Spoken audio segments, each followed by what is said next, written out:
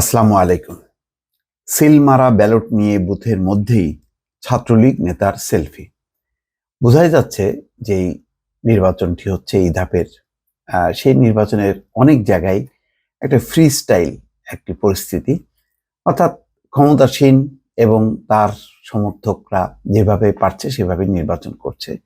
এবং আজকের ঘটনা খুবই ইন্টারেস্টিং ব্যাপার হচ্ছে ওবায়দুল কাদেরের ছোট ভাই সাদত হোসেন নিজেই এই ব্যালট বক্সে সিল মারা, অনিয়ম, কারচুপির অভিযোগ তুলে ভোট বর্জন করেছেন তিনি সহ ৩ জন প্রার্থী। এর থেকে প্রমাণ হয় যে নির্বাচনটা আসলে কেমন হচ্ছে। তো এখানে যে ছাত্রলীগ নেতার কথা বলা হচ্ছে, তিনি মোবাইল নিয়ে কিভাবে ঢুকলেন, আর সেই বুথের মধ্যে ঢুকে তিনি সেলফি তুলছেন, তুলে সেটি এবার ফেসবুকে দিচ্ছেন। মানে তার মানে বোঝেন যে নির্বাচন সম্পর্কে, নির্বাচন যে কত খেলো হয়ে গেছে, এটা হচ্ছে এই সমস্ত ঘটনা হচ্ছে তার প্রমাণ। সিলমারা ব্যালট নিয়ে বুথের মধ্যেই তার সেলফি তুলে সেটি সামাজিক যোগাযোগ মাধ্যম ফেসবুকে পোস্ট দিলেন ওমর ফারুক ফারদিন নামে এক ছাত্রলীগ নেতা। বুধবার সকালে ভোট গ্রহণ চলাকালে রাজশাহীর পবা উপজেলা নির্বাচনের একটি কেন্দ্রে এই ঘটনা ঘটে। ওমর ফারুক ফারদিন জেলা ছাত্রলীগের সাবেক ভারপ্রাপ্ত সাধারণ সম্পাদক। এখানে বলা হচ্ছে যে ফারদিন নামের ওই ছাত্রলীগ নেতার গ্রামের বাড়ি পবা উপজেলার পারিলা ইউনিয়নের মাড়িয়া গ্রামে। সকালে তিনি কয়রা সরকারি প্রাথমিক বিদ্যালয় ভোট কেন্দ্রে ভোট দিতে বুথের ভেতরে প্রবেশ করেন।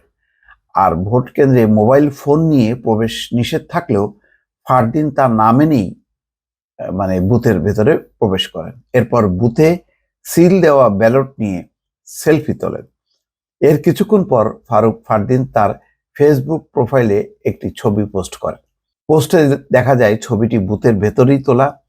ফারদিনের হাতে রয়েছে সিল মারা ব্যালট। এতে আনারস প্রতীকে সিল দেওয়া দেখা গেছে। আনারস প্রতীক নিয়ে চেয়ারম্যান পদে প্রতিদ্বন্দ্বিতা করছেন জেলা আওয়ামী লীগের সাবেক দপ্তর সম্পাদক ফারুক হোসেন ডাবলু। ছাত্রলীগ নেতার এই ঘটনা জানাজানি হওয়ার পর ওই এলাকায় চাঞ্চল্য সৃষ্টি করে, অর্থাৎ তিনি দেখাতে চাচ্ছেন যে তিনি ফারুক হোসেন ডাবলুর পক্ষে সিল মেরেছেন আনারস মার্কায়, তোমরাও সিল মারো। এইটা বুথের ভেতরে ঢুকে সিল মেরে সেটি আবার প্রচার করছে। এই হচ্ছে নির্বাচন।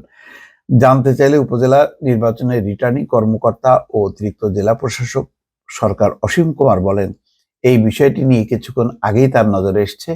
অভিযুক্ত ব্যক্তিকে আইনের আওতায় আনা হচ্ছে, ফারদিনের খোঁজ করা হচ্ছে। কি খোঁজ করা হবে? এই নির্বাচনের উপরে আসলে কি নির্বাচন কমিশনের কোনো আছে, কন্ট্রোল আছে কিনা? যথেষ্ট। আর প্রশাসন কি করবে? প্রশাসন তো কাকে সামলাবে? সবই তো আমি ডামি, অর্থাৎ আওয়ামী লীগের নিজেরাই হয় দপ্তর সম্পাদক নাই, সাধারণ সম্পাদক নাই, সব সাধারণ সম্পাদক, সহসভাপতি, তারাই নির্বাচন করছে। কে কাকে ঠেকাবে? ফলে সেখানেও যার শক্তি আছে সেই এগিয়ে যাচ্ছে। এখানে কারোর কিছু বলার নেই, কিছুই করার নেই। কারণ সত্যিকার অর্থে এই নির্বাচনে বিরোধী পক্ষ যে বিএনপি, তারা তো অনুপস্থিত। ফলে যা হবার তাই হচ্ছে। দর্শক ভালো থাকবেন। আল্লাহ হাফেজ।